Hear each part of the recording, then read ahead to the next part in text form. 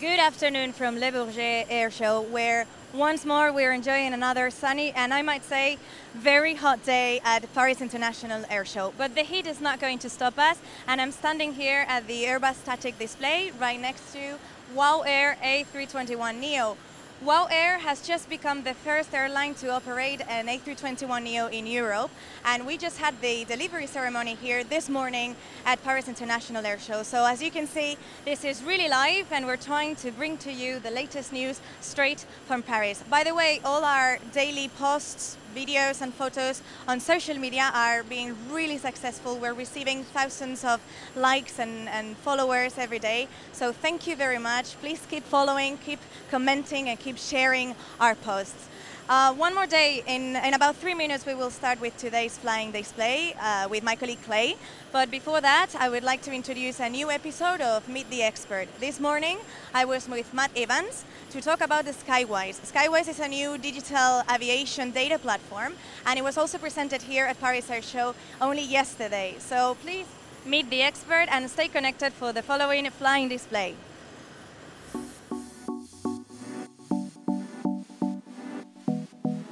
Hello, today's expert is Matt Evans. He's Vice President of the Digital Transformation Programs, and we've moved to the brand new digital area at the Airbus Pavilion because we're going to talk about digitalization. Matt Evans, thank you for being here today. Thank you, it's my pleasure. Airbus launched yesterday a new open digital aviation data platform called Skywise in collaboration with Palantir Technologies. What is Skywise all about? Well, Skywise is really a platform for us to connect all of the data around aircraft operating all around the world, to make sure that we capture sensors on board, maintenance data, engineering data, everything that provides a comprehensive picture of both the flying aircraft and everything that happens on the ground to support it. Mm-hmm. And how will Skywise bring value to our customers and support the digital transformation of the industry?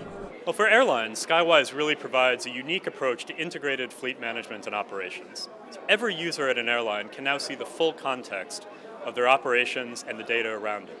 So when they make a decision, they can make sure that they're making the best possible decision with the right information at the right time.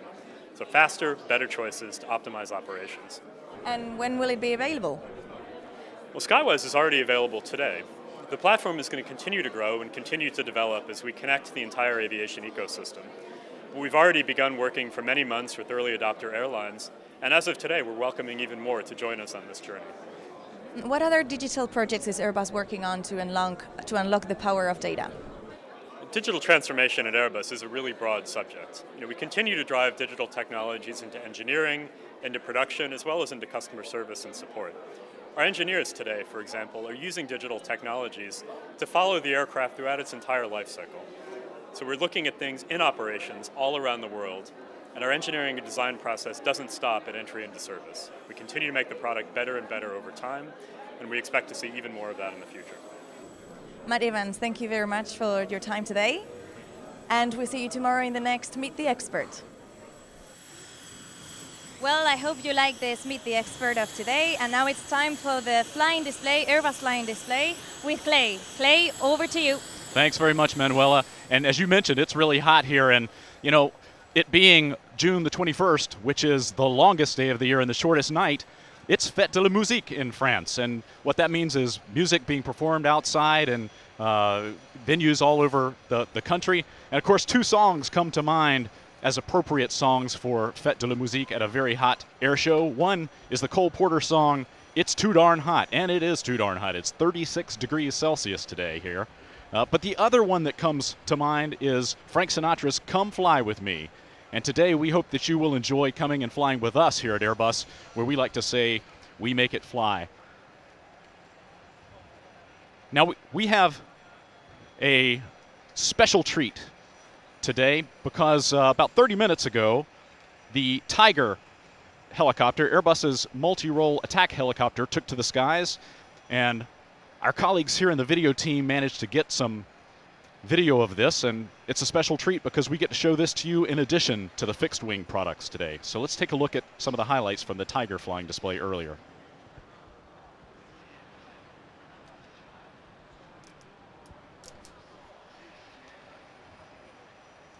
The Tiger is designed to perform armed reconnaissance, air-to-ground escort, air-to-air combat, ground firing support, destruction, and anti-tank warfare, and it does all of this day or night in adverse conditions.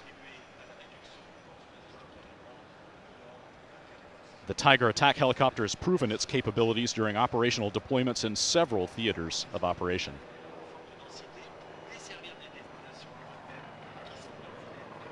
The enhanced Tiger HAD variant provides air-to-ground missile capability, improved target acquisition, and ballistic protection. It also has 14% more power than the baseline model, an evolved electronic warfare suite, and the latest interrogation systems. But now we are back live, and here's the takeoff of the A321neo, and I'm pleased again to welcome my colleague PJ Mirajkar today. PJ, thanks for joining us. Pleasure, Clay.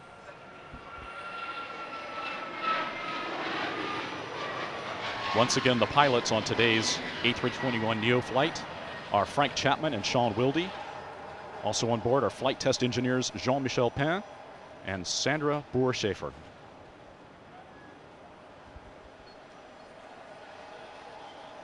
PJ, in case some of the folks who are joining us on today's live broadcast did not hear from you yesterday and may not be familiar with the A321neo, what are the highlights? You know, basically what the NEO is, stands for New Engine Option, and what that means is that it's a significant reduction in fuel burn.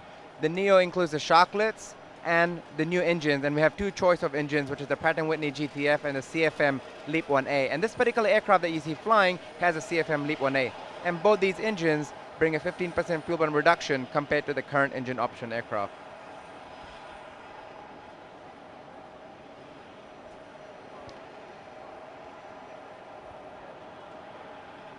The aircraft performing in today's flight demonstration is in fact operating with the CFM LEAP 1A engine.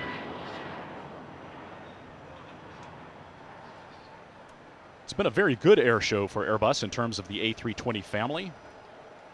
The company has announced orders and commitments for 227 A320 family aircraft so far at this year's Paris Air Show. And PJ, we also had, as Manuela mentioned earlier today, a special delivery of an A321neo. Tell us about that. Absolutely. So today we delivered the first A321neo to a European customer, WOW Air, based in Iceland. And it's an amazing aircraft because Iceland, where they're based, they can connect Europe to Northern America, and this aircraft will be able to do the transatlantic flights and enable passengers to fly from the two continents. And it's an amazing airline. They're new to the industry. They have a fun, vibrant image, and I strongly believe that they'll be one of the big operators of the A321neo. We had a look earlier at that beautiful WOW aircraft. It's purple, both on the inside and out. It's going to be quite an experience for passengers traveling across the Atlantic via Iceland.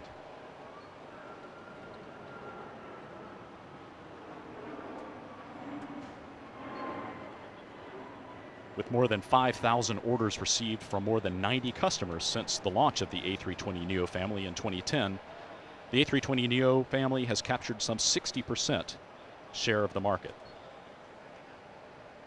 And the A321neo specifically has captured more than 80% of the market in its competitive space.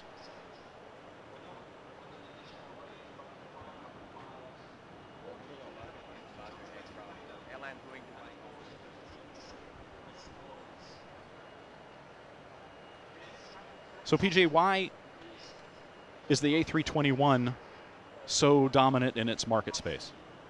You know, air traffic doubled every 15 years. More and more people fly, and airlines are taking in larger modules. It's evident the A321 is the most popular single-aisle aircraft today. Last year, 40% of our deliveries were for the A321 aircraft. And interestingly, 66% of our orders last year in the single-aisle family was for the A321. So it really shows that airlines are moving to larger modules, and people are just basically flying more. And this aircraft enables you to fly more and also fly further. But of course, we do mention that it's part of a family, and the third version of the A320neo family to come into service is going to be the A319neo, which is undergoing flight tests now. The first flight happened in March of this year, and that flight test is ongoing, and certification is expected next year.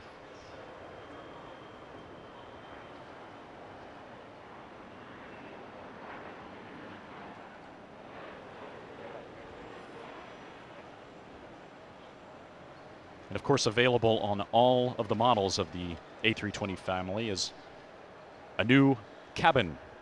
Tell us about Airspace. So we launched a brand new cabin product on our family. It's called the Airspace, and it's really the inspiration from A350, and then we launched it on the A330neo. The main thing is passengers who fly long haul and short haul will have a seamless experience moving on from transiting from the long haul flights to short haul flights. What the Airspace cabin gives them is a long body, wide body feel on a long haul aircraft. What the Airspace elements are is a brand new LED strip. There's a new welcome area, and there's also new sidewall profiling, which gives more space and more comfort for our passengers, enables them to fly to further destinations that they have not been able to fly before.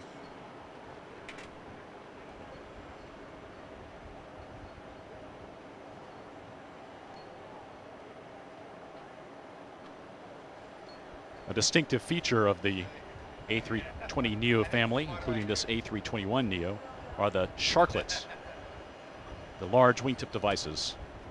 Tell us what those do for the aircraft. Sharklets are the devices on the end of the wing, and basically they're large wingtip fences, and they reduce drag on the aircraft as it flies. And what we've seen is over a sector of, for example, 2,000 nautical miles, a 4% reduction in fuel burn. And that's really the key member which makes what Neo is. It's the sharklets and the engines that become the Neo. So the sharklets were the first iteration to reduce the fuel burn.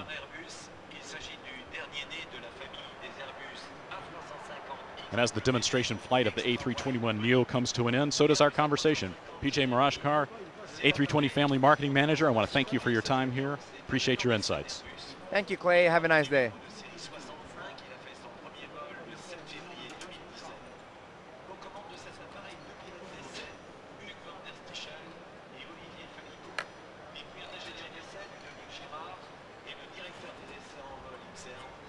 So I'm now joined by my colleague Francois Aubé from the A350 XWB marketing team. Francois, thanks for joining us again today. Hello, good afternoon, Clay. Very happy to be here again this afternoon. It's a little warm, huh? Much warmer. I'm expecting even higher temperatures tomorrow. So are you going to take in any of the Fête de la Musique activities tonight? Well, I hope I will, you know, like anyone else, but of course I'll be here to comment with you probably tomorrow the beautiful demonstration flights of the A350-1000 again. Outstanding. Well, I'm hoping that that our flight crews maybe get some early Fête de la Musique action tonight and then get a good night's sleep, because they've got lots of flying to do tomorrow as well. So as our viewers are taking in the A350-1000 with that beautiful carbon fiber livery, tell us a little bit about what that livery represents in terms of new materials on that airplane. The A350-1000 is the twin brother, I'd say, of the A350-900, and this A350 XWB family have in common to be made out of 70% of advanced materials, and 54% of the empty mass of the A350-1000 is actually carbon fiber reinforced plastic clay. And that is by weight. Absolutely.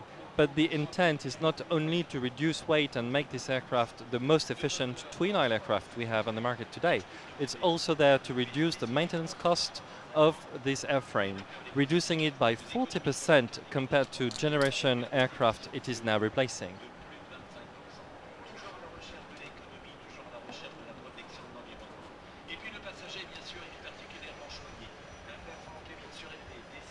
And of course, that lightweight characteristic is extraordinarily important for airline operations. Absolutely, these advanced materials and the most efficient large aero engine. I'm talking about the Trent XWB 97 that is powering this beautiful A350-1000. All of these components provide a 25% step change in fuel efficiency, and also 25% reduction in cash operating costs for airlines. It's not the only thing. While we're watching this beautiful takeoff, it also is better for our community with 25% reduction in CO2 emissions.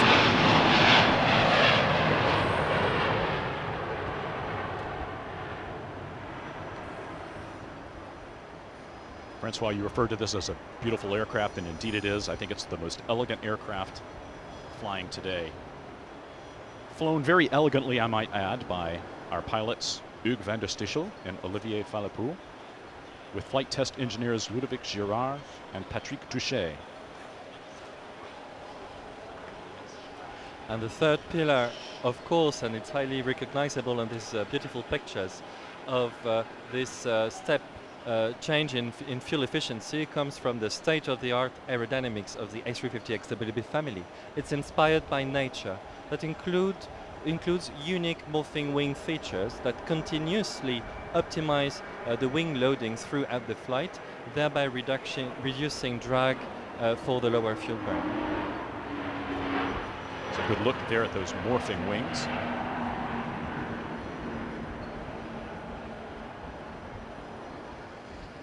This particular aircraft is Airbus's manufacturer serial number 65, which took to the skies for the first time on its maiden flight in February of this year. It's one of 3 A350-1000 test aircraft currently engaged in an intensive flight test campaign.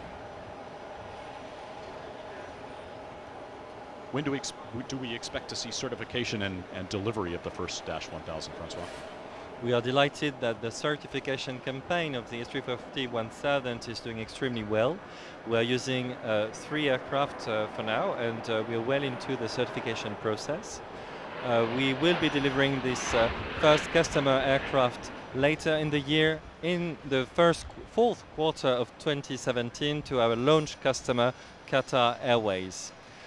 The certification campaign for the 1000 model only needs 3 aircraft, because we are simply capitalizing on all the knowledge we gathered earlier during the certification campaign of the 350-900. And speaking of the 350-900, that model has been in service for, well, over a year and a half now, I believe. What can you tell us about how many of those are in operation and number of customers, and where our viewers might actually encounter one of these aircraft in service? At the end of May 2017, we had delivered 86 aircraft to a total of 12 operators. The A350-900 really is a game changer. It's extremely successful in operations, very reliable already, with above 99% operational reliability.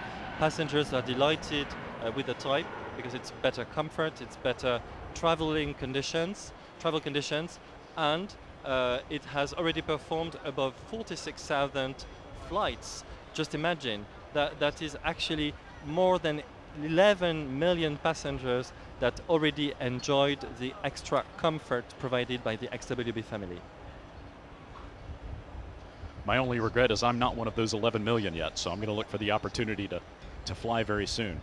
I may get it, actually, before too terribly long, because Delta Airlines from my home country of the United States will take delivery of their first A350 later this summer, and will put their A350-900s into service in the fall of this year. Absolutely. And while we are ramping up the production of the 350 XWB, reaching a production rate of 10 aircraft in 2018, the number of operators will rapidly grow from 12 today up to the maximum number of 45 customers, different operators, that we have today in our order book.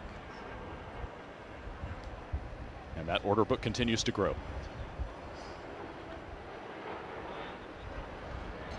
So PJ earlier was telling us with regard to the A321 about the airspace cabin, but the airspace cabin actually has its origins in the A350. Can you tell us about that?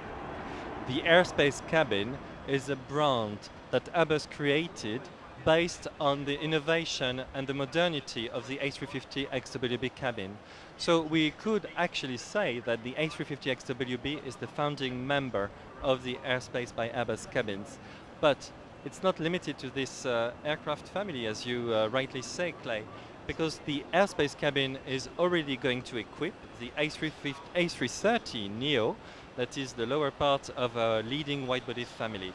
So we will have a very consistent level of comfort from the A320 up to the A350, giving passengers the same travel experience throughout.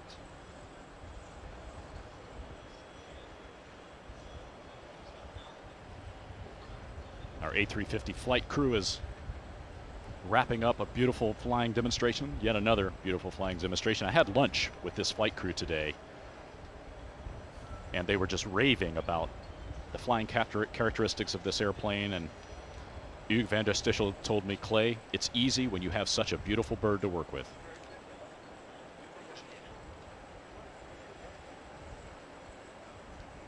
How many passengers does this aircraft carry when it enters service in an airline configuration?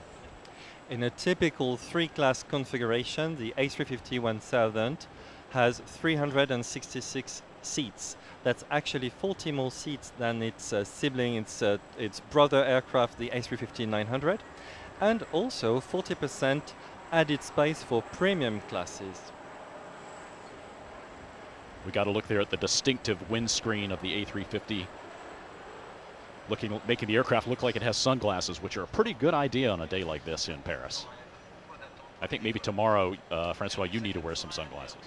I probably wear my Zorro mask as the 350 XWB does. Obviously, this flight is very short, but the actual flight of an XWB is designed to be 8,000 nautical miles for both the 900 and the 1000. So I'm glad that this aircraft is a true long-range family of airplanes for the future.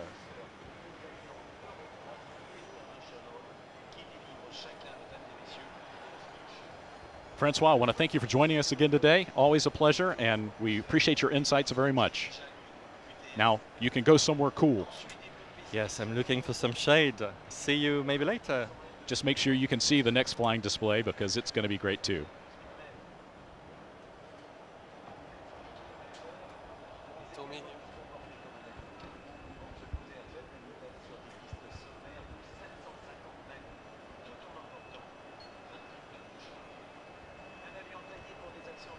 Beautiful images here of the A400M as it taxis into position for takeoff of its flying demonstration.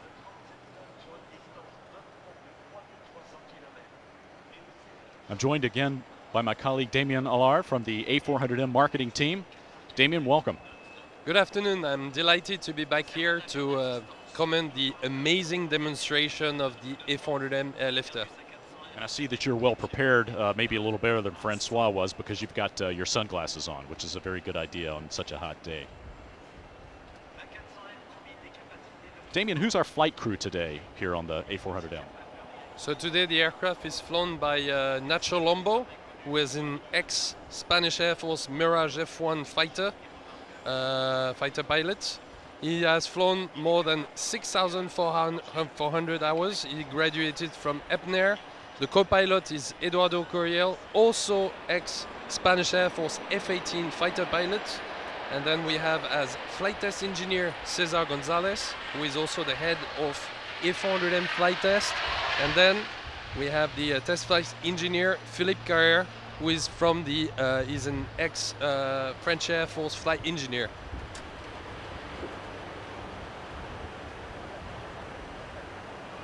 Now, to give our viewers a sense of what's taking place here at the show, even though this aircraft is performing a flying display, it's not the only A400M at the show today.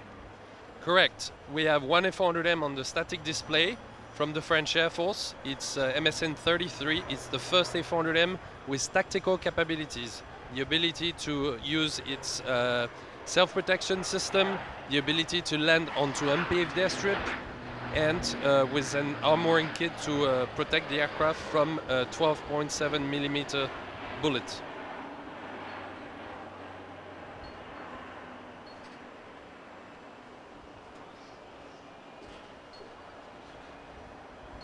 As of today, we've delivered 45 aircraft to 6 air forces, including 11 to France, 9 to Germany, 4 to Turkey, 4 to Malaysia, 1 to Spain, and 15 to the UK Royal Air Force.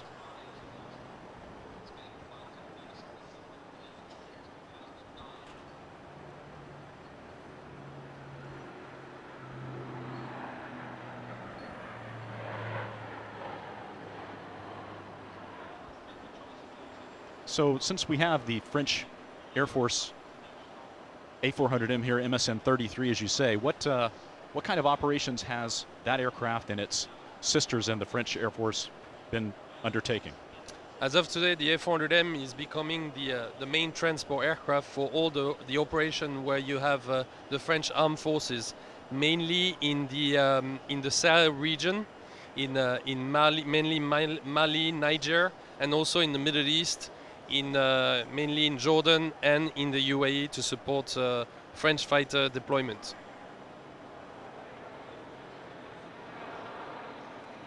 As an example, the French Air Force A400M can take off from its main operating base of Orléans in the south of Paris and deliver 28 tons up to a forward operating base in northern Mali or in northern Niger, where actually the combat operation are happening. So this aircraft deliver what's needed for the troops: heavy armored vehicle, helicopters, whatever equipment, you name it, where they actually need those equipment in only 5 hours between Orleans and the combat operation in northern Mali or northern Niger. With all the capabilities for different payloads that this aircraft has, what's your personal favorite as kind of the coolest thing this thing has carried? I think one of the coolest is that we can transport all kinds of helicopter, such as the Chinook, which is one of the biggest helicopter in the world, and of course all kinds of humanitarian equipment, such as excavator, such as a wheel loader. So actually you would use this aircraft in case of natural disaster, and you would use all the equipment that would be delivered by the F400M to rescue people and to repair airports, and so that you can actually, with this aircraft, you can help so many people. I think that's a great outcome.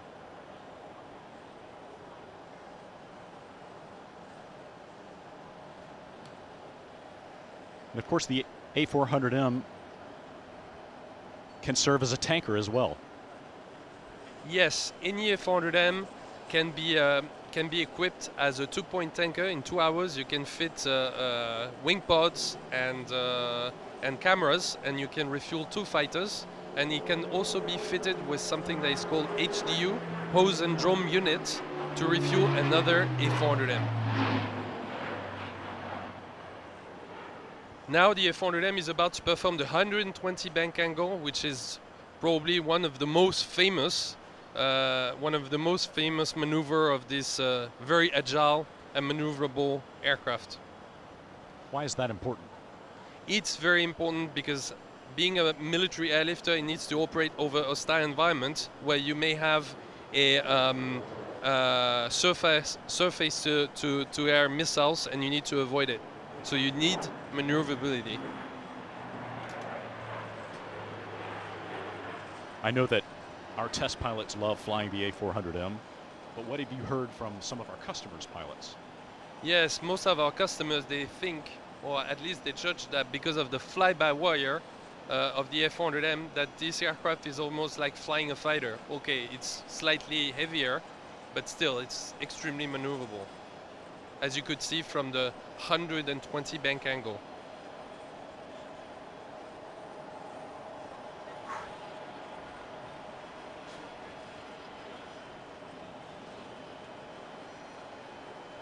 The aircraft appears to be coming in for a landing.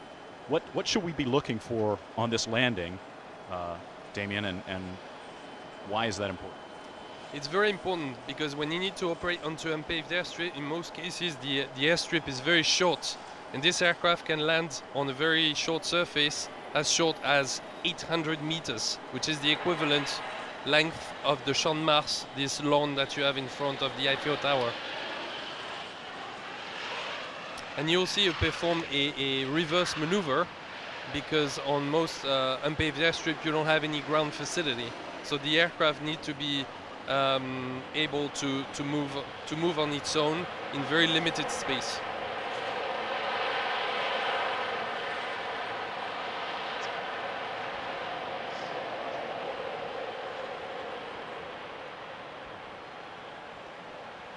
The aircraft is always a popular target of photographers, and Airbus, in partnership with Aerospace magazine, has launched an A400M photo contest.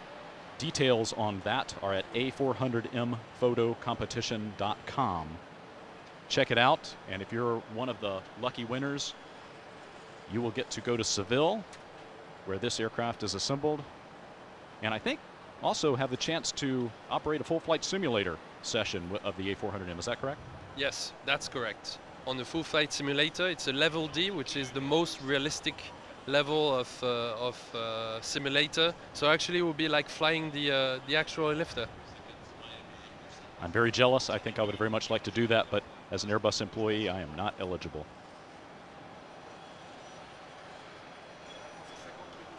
So Damien, I want to thank you very much for joining us again today.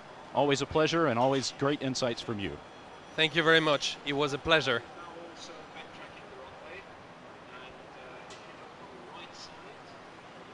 And now I'd like to turn over the mic to my Airbus colleague and friend Paige Wilson for commentary on the A380 and for introduction of our next guest. Paige?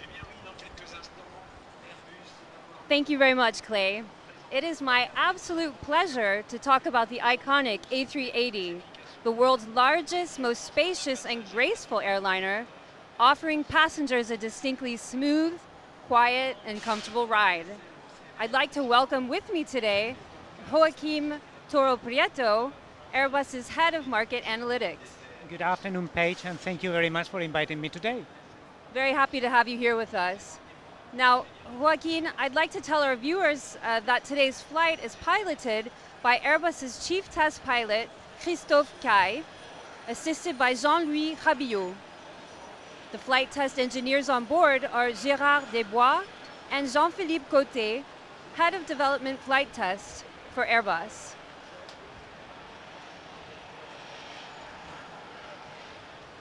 Now, Joaquin, the A380 has entered into its 10th year of service, and the numbers are pretty impressive. The A380 performs more than 300 commercial flights a day and carries a whopping 3 million passengers a month. Every day an A380 takes off or lands every 2 minutes. How many A380s are in operation today? Well, today we have sold more than 300 to 18 customers, and we have delivered over 200 of them. So the aircraft is behaving very nicely, and building on the numbers that we just referring a minute ago, I think that is remarkable the amount of destinations that we have right now operated by an A380. We have over 120 destinations. That means that we have 60 different city pairs that are connected.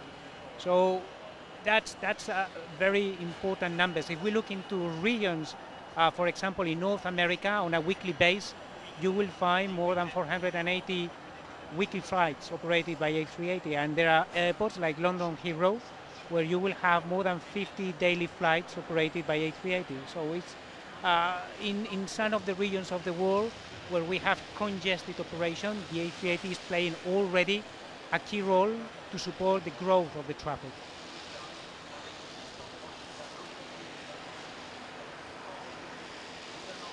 Now, Joaquin, at Paris Air Show this week, Airbus recently announced the A380 Plus project. Can you tell me a little bit more about why we launched that project and what it entails? Yeah, absolutely. So the A380 Plus is just one of the projects that we have right now under study, and the aim is to make an aircraft that is already great even better. So we've been looking to package different solutions, and what we've been working around is around the aerodynamical of the aircraft, the aerodynamics. So we are building or designing a new pair of winglets, and we are going to be also refining the wing and part of the very fairing. We have also some cabin enablers that will allow the aircraft to incorporate up to 80 more passengers. We are also reviewing the systems of the aircraft to make them even better and perform better. And we have also an increase in maximum takeoff weight and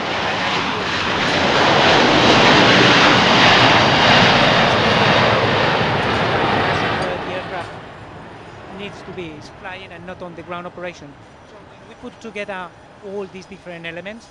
That's what we are calling the A380 Plus. And the A380 Plus is just showing our commitment Airbus commitment to the product and our interest to keep on developing it and making it even better.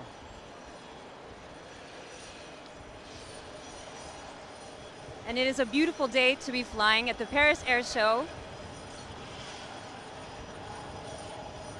Now, Joachim, you talked about the A380 Plus and increasing the number of passengers in the cabin. Would that compromise in any way the passenger comfort? No, not at all. We've been reviewing in a very smart way all the available space that we have on the plane. So basically, what we've been doing is taking care of unused space and make it usable now for additional seats. So we are not compromising the passenger comfort. That's something that we have very clear.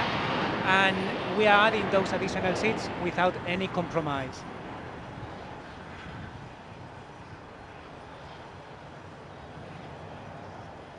Now, everybody recognizes the A380 with its 2 full wide-body decks. It provides quite a lot of space for airlines to showcase their own unique cabin and service brand.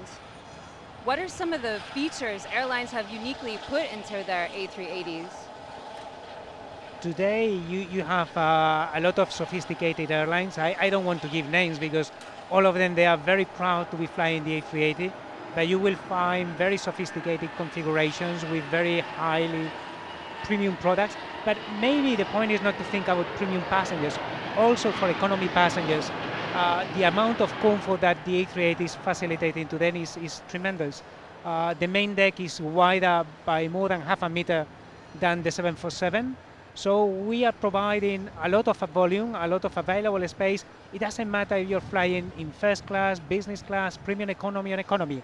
All the passengers flying the A380, all of them, they're happy customers and happy passengers. And actually, how many can an A380 carry? Today, the certification is up to 850 plus passengers. There are no airline today flying that many passengers. Most of them, they are flying 3 or 4 class configurations. But the aircraft effectively, as it is today, is certified to fly those 850. So it's quite an impressive configuration, and all these with superior level of comfort than any competition aircraft. Now, talking about A380 and growth strategy for operators, how does this aircraft allow them to capture the growing air traffic worldwide, which is literally doubling every 15 years? And I can say that the A380 is one of the levers, one of the solutions, one of the elements that we need to think about in the future. And not only in the future, already now. When we are talking about all the city pairs that the aircraft is connecting and those 50 frequencies, for example, out of London Heathrow today, the amount of available space for keep on growing the infrastructure is limited.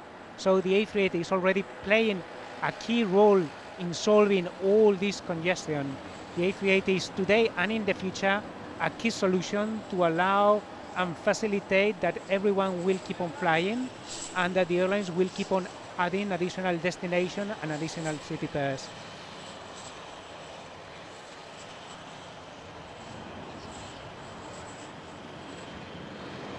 Joaquin, can you talk a little bit about the A380's environmental footprint? Well, what I can say is at the time of the design of the aircraft, that was one of the elements that we had in mind. I could refer, for example, about how quiet the aircraft it is. I still remember first time I had the opportunity to fly in one of those, and I was on the upper deck. Basically, you do not realize about the engines. You can even hear the passengers in the cabin. At some moment, some of the airlines, they were making jokes and complaining because the cabin was so quiet that they could, the passengers sneak peek and listen to other passengers, and not like before when they have all the noise about the engine. So in terms of performance and how quiet is the aircraft, that's something that the aircraft is also remarkable. It's like the low speed performance. You can see now the aircraft flying and doing very slow pass around our chalet, around here in Le Bourget. I could give just as a reference that the lowest speed approach of the aircraft is equivalent to the A320. So that's, for an aircraft of this size, that's impressive. That's something that not other planes could match. And the A380, at the time of the conception, we were positively surprised later on when we were certifying it, because in terms of performance, the aircraft behaves even better than we were expecting. Now, speaking of performance, what do the pilots have to say about the A380 in terms of handling? In terms of the handling of the aircraft, one of the beauties is that the A380 is also fly-by-wire. So the fly-by-wire is the foundation of our commonality across all our products. So A320, A330, A350 and A380, all of them, they are fly-by-wire, and basically the handling of the A380 is pretty much like the handling of any other aircraft of Airbus. So we've got happy airlines, happy crew, and one of the things about the A380s, Joaquin, is the passenger appeal. It's truly a huge hit with the traveling public. According to an independent survey, 98% of passengers would actually recommend flying on the A380 to their friends or family. And in fact, in the last 2 years in a row, it has been awarded the best aircraft type by Global Traveler magazine. And lovers of this iconic aircraft can now specifically select the A380 when booking a flight via the iFlyA380.com website or through the iFly A380 app. There's even a social wall on the website where passengers can share their A380 experiences via social media. It's really a fun site, and I would encourage all of you to actually check it out and perhaps even book your next travel destination. Joaquin, thank you very much for being with me today. Thank you very much to you, Paige, and thank you to everyone. Cheers, take care. So, ladies and gentlemen, this is time for us to wrap it up. We thank you very much for following our live display here at Paris Air Show. We'd like to ask you to come follow us again tomorrow, same time, same place. You can check us out on our newly revamped website, that's airbus.com, and you can follow Airbus on our Twitter and Facebook channels. I'd also like to invite you to look at the latest news and events coming out of the show on our Airbus Live Twitter handle. And last but not least, you can share your shots either from the air show or wherever you are in the world using our hashtag #WeMakeItFly. Ladies and gentlemen, from all of us here at Airbus, we wish you a really pleasant day and keep cool. Bye-bye.